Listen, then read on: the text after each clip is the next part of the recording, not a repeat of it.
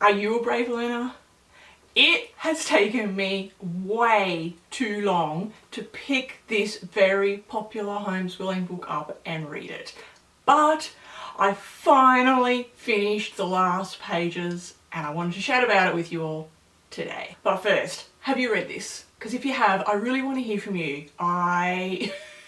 As you'll see as I get into this, have very mixed emotions around this book. And so I want to hear from you in the comments. Let me know what you think and be truthfully honest about this very popular book. I really want to chat to you about it. If you're new here, I'm Kylie and I've been homeschooling my 3 kids since 2007. Thanks for stopping by. Here on the channel, I share everything homeschooling. Day in the lives, curriculum reviews, resource flip-throughs, book look-insides, hints, tips, any bits of information or advice that I have gleaned over my last 15 years of home educating. I share it here on the channel. So if that sounds like something you might be interested in, then please pop on down and hit that red subscribe button so that you don't miss any future videos. So, Brave Learner, such a popular book in the homeschool world, and if someone asks for homeschooling book recommendations, you can bet Brave Learner is going to be one of the ones that is recommended. And I have to be very honest with you, this book triggered me like you wouldn't believe. In fact, if I remember rightly, I was only a few chapters in, and some of you, if you follow me on Instagram, will remember this, where I posted on my stories asking if you'd read the book because I just wasn't jiving with it. Something didn't feel right to me, and so I've just reached out to you guys on Instagram to get your feedback. And some of you definitely concurred with what I was thinking and feeling. So let me explain. The tagline of this book: finding everyday magic in homeschool, learning and life. But I wasn't so sure that the underlying message was to find the everyday magic rather than be the mother who needs to run herself ragged and create this everyday magic. At least that's what the first half of the book portrayed to me. If you're not a crafty, creative, glitter-loving, messy mama, then the first half of this book might just have you rocking in the corner, wondering what on earth you've gotten yourself into. Also, if you're someone who thrives on plans, structure, and knowing where you're headed, this book might just ruffle a few feathers for you as well. So let's break this down. The underlying premise that folds throughout this book is that we need to be creating in our homeschools a lifestyle of enchantment. That first half of the book, at least, completely revolves around this creation of enchantment for our children. That's the tone of the whole first half of the book. So yep, that's right, mamas. From the minute your eyes are open until they're closed, the Brave Learner says that we need to ensure that we are striving for a lifestyle of enchantment in our homes. And I'm sorry, but I have to say, if I had spent the previous 15 years home educating with that level of expectation, I think I'd probably be somewhere right now in a padded cell rocking myself in the corner. Because placing that level of expectation on us is, 1, completely unnecessary, 2, I feel utterly out of reach for the average person, and 3, really comes from a place of privilege, genuine privilege, where life is pretty and fun and, you know, fairy dreams do come true. But surely this is such a privileged thing to be spouting throughout the pages of a book. Don't worry, my whole book review is not all gloom and doom, so stick with me here. But I do want to raise some of the points made in this book, and especially if you're fairly new to homeschooling, because some of these things may just have you falling in a heap. The book talks about enchanted principles and principles to base our homeschooling on. So the first principle is that everything can be taught through anything. And I absolutely agree. I do not in any way disagree with that statement. It's 100% true. Anything can be taught in any way possible. We do not need a workbook to teach our children something. 100% agree with that. But this whole premise of cut open a chicken, do some arts and crafts, make a parachute and throw it off the roof, make some soap or some fizzy bath bomb, and wham, an education our children have, is a really very airy-fairy way of looking at education. Of course, these fun hands-on things are important. All kids need to see, feel, touch and explore with their hands, and anything that's hands-on and creative will only enhance what the children are learning about. And I wholeheartedly believe for children probably about 10 and under, this is the epitome of learning. It is hands down the best way that young children can enter the world of expanding their knowledge. But striving to achieve this all throughout the children's school years, and especially in those upper high school years, is going to be troublesome, especially if you're someone who wants to provide a solid education for your child. And so this is where I have to wonder, is this book really just for a new homeschooler with young children? And for someone who's homeschooled for 15 years, this is not sustainable. The time and effort in preparing and planning for these humongous, amazing, enchantment-filled, hands-on activities is massive. Then, of course, the time to undertake the activity, and don't forget the cleanup. And then we need to do it all again tomorrow. Yeah, that part is what I'm struggling the most with here. It's just not achievable for the average person. Alright, okay, as someone who was homeschooled for 15 years, I've been around a while, I can read between the lines, I know that that's not what Julie is saying here. I know that she's not placing that seed or that expectation for us to put that on ourselves of creating that environment every single day of the week for our children for 12 plus years. I get that. But as a new homeschooler, that is the underlying vibe that runs through that first part of this book.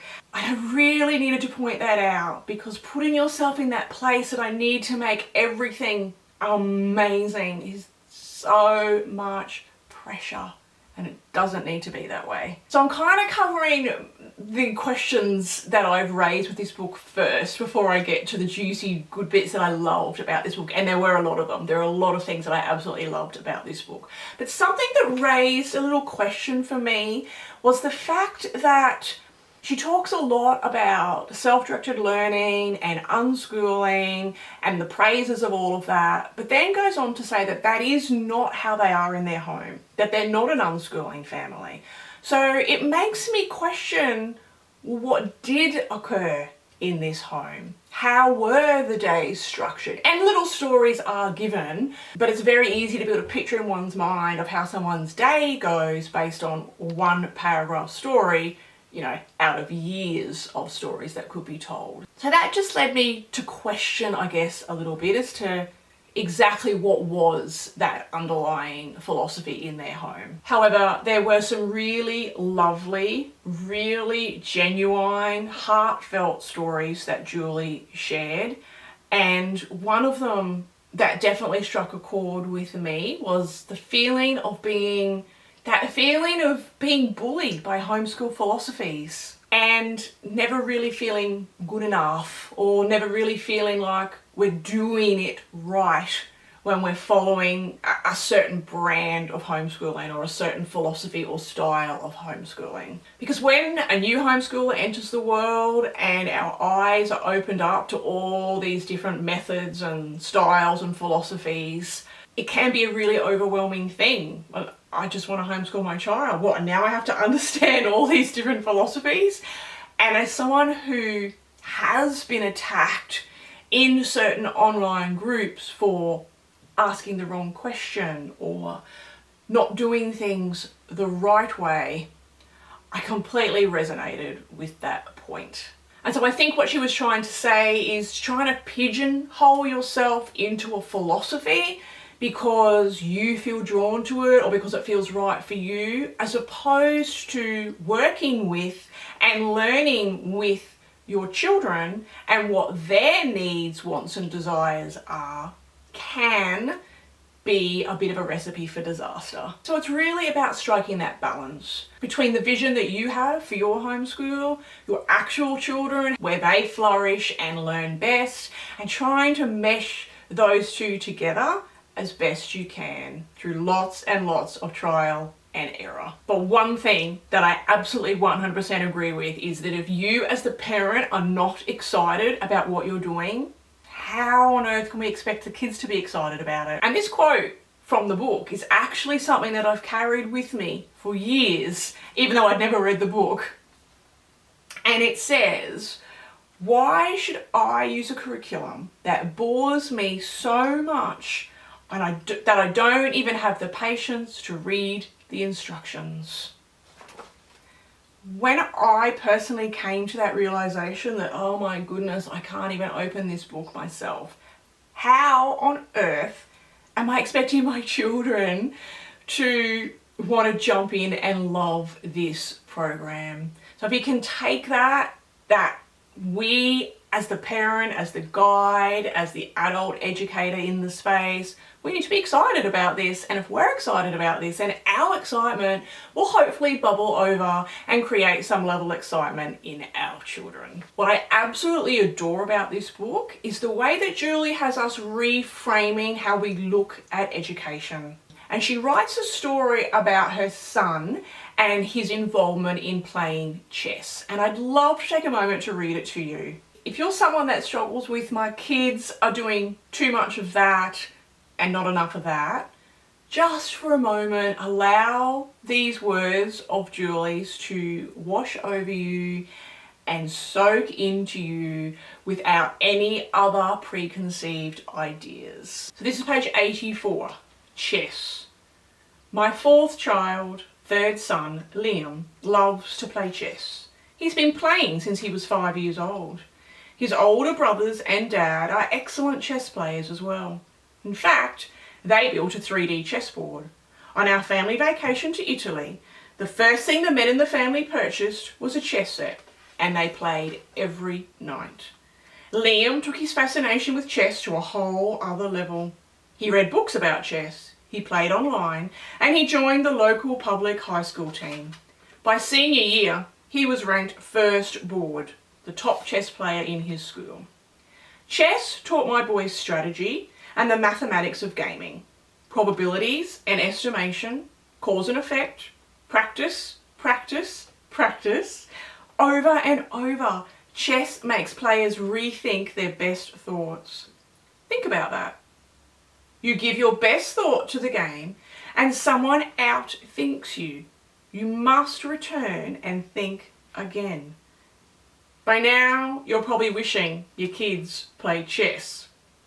Stop. Reread these paragraphs.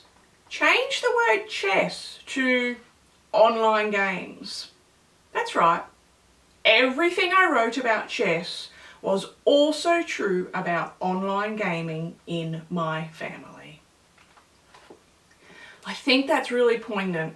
And I know for me, I've got big gamers here in my house, and I often overlook the learning that is actually going on when they're doing that. So I really am thankful that Julie took the time to address that. So by reframing how we look at the various tasks that we undertake in our home and allowing our children to have as much say in these tasks as we are comfortably able to, then the overall experience in the home can really change. And then that is when we can start to see that level of enchantment that Julie talks about so much in the early pages of the book. Because in the grand scheme of things, how much does it matter if your child, let's say, wants to do their copywork passage in a pink fluoro pen today?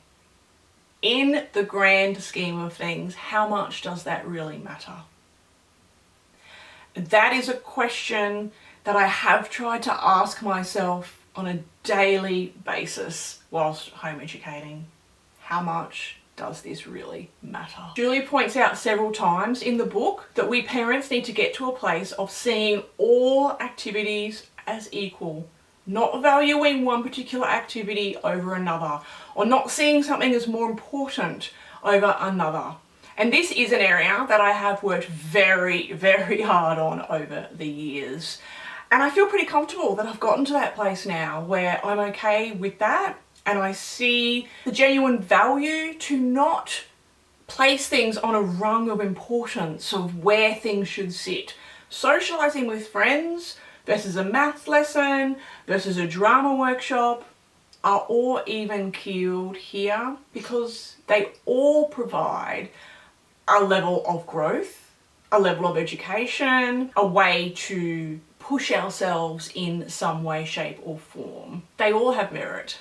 They are all important in their own way, and they all provide us with a certain level of education and growth. There are loads and loads of lists included in this book that will give you plenty of ideas for your homeschool, and I love that she's taken the time to include all of those within the pages. For me, where this book comes alive is in the second half. It's where things get real. It's where she has us questioning our actions, our thoughts, and what we are doing in our homeschool on a day-to-day basis. Are we so heavily swayed by our doctrine or by our own thought processes that we're unable to see the joy and beauty of what our kids are learning and doing, and how truly amazing our homeschooling journey can be? And that leads me to this. This is a little section on page 170 titled Interval Training. There's no magic number of minutes, hours, days, or workbook pages that will reassure you that your child is educated well enough. Once you capitulate to measuring a child's academics by external standards, you'll never rest, because those standards shift year to year, subject to subject. Instead, focus on growing stamina and competence. And so I'd like to encourage you to work hard. Work really, really hard on releasing the need to follow those external standards, because they are not necessary when we're homeschooling. And in fact, I don't believe they're necessary at all until possibly those really later high school years when your children are looking at further education. But other than that, external standards are completely unnecessary. And this, oh my goodness, this. If you, especially if you're in your early years, this is such an easy trap to fall into. So we're here on page 191. Let me just find what I want to share with you. Too often, a family idolizes some other family's strengths and assumes that they should adopt those behaviors to be good homeschoolers. Let that go. Ask yourself, what are we good at? What are we into? What do we want to feature in our homeschool? Use the house you have as best you can and supplement with excursions for whatever else you need. Very important words there, I have to say. But I do agree, as a new homeschooler, it is really easy to fall into that trap. It's really easy to look at people who have gone before you and go, they look like they're doing it right. They look like they've got a successful homeschool. I just need to do what they're doing and we're going to be all hunky-dory. And whilst that can be inspiring and encouraging, and you can glean lots of hints and tips, for sure, it's helpful. That's not what I'm saying. We do have to be very careful to balance that and to not change our own internal dialogue, or to not try and change the entire dynamics in our home to replicate what someone else is doing in their home. So as we move through the book, chapter 10, which is on reasonable expectations, I feel is probably one of the best chapters in the book. It's real and honest, and it provides plenty of helpful tips and advice to help maintain that sanity as you go through your homeschool years, because goodness, at times you're gonna feel like you're losing it. And then throughout the remaining pages of the book, Julie will take you on a bit of a journey, a bit of a looking deep within, may bring to the surface some old wounds or some unhealed traumas from your past. But she does provide some great tools for self-reflection, learning, and growth. It's in these pages that Julie really steps outside of her comfort zone and shares a very poignant parenting story. I think it was no doubt very pivotal in her journey as a parent. And she shares that story on the pages. I'm not going to read it here with you because it's a relatively long story. But I think it's probably a story that the bulk of parents can relate to, at least in some point of their parenting journey. And the point of the story is to remind us that control, or this seemingly thing that we parents want to call control, is an illusion. There is no such thing as control. We do not have control over our children. The only thing that works with our kids is connection. It's entering their world and connecting with them in their world, not trying to pull them out of their world that you wish they may not currently be in, and controlling them and trying to change them to come into a world that you want. But it's entering their world and connecting with them, because connection never fails. And of course, like I do with every book I read, I've got pages and pages of notes that I could have shared with you today, but this is already getting pretty long. And most of them, yes, are from the second half of the book. But this little one, given our recent situation, and if you've watched my recent video of our university story, you'll know what I'm talking about, actually made me laugh out loud. And it's titled Payday. It had me laugh out loud with this payday analogy. Let me read this to you. This wise friend, Sherry, listened to the news that my daughter had been accepted to Ohio State University for college. She declared, "Payday!" I laughed and said, "What?" She responded, "We don't make money homeschooling. We get paid when our kids achieve or do something wonderful. This is your payday." I loved that. And so do I. My entire homeschooling career, I've always used the term, the proof is in the pudding. You know, we're pouring and we're pouring and we're pouring, and we don't really know how this is all going to go. We have to trust. We have to have faith in the process. Never really knowing if, when, or how we're going to see the fruit of our labour. But throughout our journey, there are moments that will pop up, and if we are connected and awake enough to truly see them, they are our paydays. They are the money moments in our homeschool. They are the moments that make all of this worthwhile. And this is what is at the heart of Brave Learner. Be bold, be brave, be connected, and be you.